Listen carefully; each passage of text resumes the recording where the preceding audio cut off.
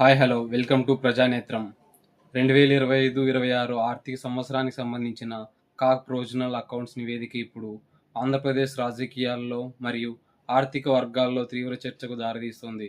ప్రస్తుత కూటమి ప్రభుత్వం ఏపీ యొక్క జిఎస్డిపి గ్రోత్ రేట్ 10.75% అని, దేశంలోనే అత్యంత వేగంగా అభివృద్ధి చెందుతున్న రాష్ట్రాలలో ఆంధ్రప్రదేశ్ ఒకటని బలంగా ప్రచారం చేస్తోంది. అయితే ఇక్కడే ప్రతిపక్ష నేత వైఎస్ జగన్ ఒక ప్రాథమిక ఆర్థిక సూత్రాన్ని లేవనెత్తారు. సాధారణంగా ఒక రాష్ట్ర ఆర్థిక వ్యవస్థ ఎంత వేగంగా వృద్ధి చెందితే ప్రభుత్వానికి వచ్చే పన్నుల రాబడి కూడా అంతే బలంగా పెరగాలి. కానీ కాగ్ అధికారిక నివేదిక ప్రకారం 2024-25లో రాష్ట్ర స్వంత పన్నుల ఆదాయం 89,435 కోట్లు ఉండగా 2025-26 నాటికి అది 86,552 కోట్లకు పడిపోయింది.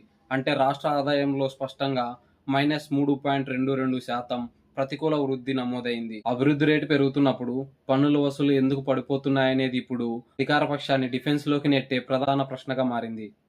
రాష్ట్ర పన్నుల వసూలులో కనిపిస్తున్న ఈ వ్యత్యాసాన్ని విశ్లేషిస్తూ విపక్షాలు ఒక పక్క గణాంకాల ఆధారిత వాదనలను తెరపైకి తెచ్చాయి.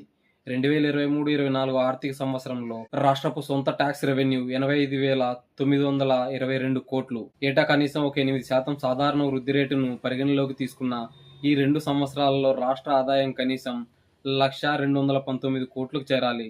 కానీ ప్రస్తుత కాగ్ నివేదిక ప్రకారం వాస్తవాలు కేవలం 86,552 కోట్లు మాత్రమే. అంటే రావాల్సిన అంచనా ఆదాయానికి మరియు వాస్తవంగా వచ్చిన ఆదాయానికి మధ్య ఏకంగా 13,667 కోట్లు భారీ వ్యత్యాసం ఉంది. దీన్నే వైఎస్ జగన్ నేషనల్ లాస్ లేదా కంటికి కనిపించకుండా రాష్ట్ర ఖజానా కోల్పోయిన నష్టంగా అభివర్ణిస్తున్నారు. ప్రభుత్వ ప్రచారానికి క్షేత్రస్థాయి వాస్తవ లెక్కలకు ఎక్కడా పొంతన లేకపోవడానికి ఈ నంబర్లే ప్రత్యక్ష నిదర్శనం. ఈ నివేదికలో అన్నిటికంటే అత్యంత కీలకమైన అంశం ఎక్స్చేంజ్ రాబడి, అంటే మద్యం అమ్మకాలు. నూతన మద్యం విధానం ద్వారా ప్రైవేట్ భాగస్వామ్యం పెంచామని, దుకాణాల సంఖ్య మరియు పర్మిట్ రూములను పునరుద్ధరించామని ప్రభుత్వం చెబుతోంది. క్షేత్రస్థాయిలో వినియోగం కూడా భారీగా పెరిగిందనే వాస్తవం మరియు ఆర్థిక సూత్రం ప్రకారం అమ్మకాలు పెరిగినప్పుడు ప్రభుత్వానికి వచ్చే ఎక్స్చేంజ్ డ్యూటీ కూడా పెరగాలి కదా. కానీ కాగ్ అకౌంట్స్ భిన్నమైన నిజాన్ని చూపిస్తున్నాయి.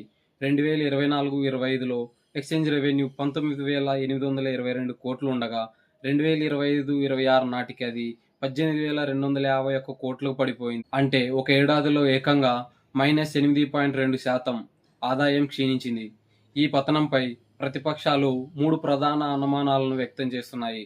మొదటిది, ప్రభుత్వానికి రావాల్సిన రాబడుల్లో భారీగా లీకేజీలు జరుగుతున్నాయా? రెండవది, సమాంతరంగా అనధికారిక లిక్కర్ మార్కెట్ లేదా బెల్ట్ షాపుల నెట్వర్క్ పెరిగిందా? మూడవది, సిండికేట్ల అవినీతిని కారణంగా ప్రభుత్వ ఖజానాకు రావాల్సిన సొమ్ము ప్రైవేట్ వ్యక్తుల చేతుల్లోకి వెళ్తుందా? దీనిపై పాలకులు సమాధానం చెప్పాల్సిన బాధ్యత ఎంతైనా ఉంది. రాష్ట్ర ఆర్థిక క్రమశిక్షణ ఏ స్థాయిలో ఉందో తెలియజేయడానికి కాగ్ నివేదికలోని ఫిజికల్ డెఫిసిట్ గణాంకాలే సాక్ష్యం. 2019-20 ఆర్థిక సంవత్సరంలో రాష్ట్ర ఆర్థిక లోటు 39,683 కోట్లుగా ఉంటే 2025-26 నాటికి అది ఏకంగా 81,532 కోట్లకు చేరింది. దాదాపు రెట్టింపు అయింది.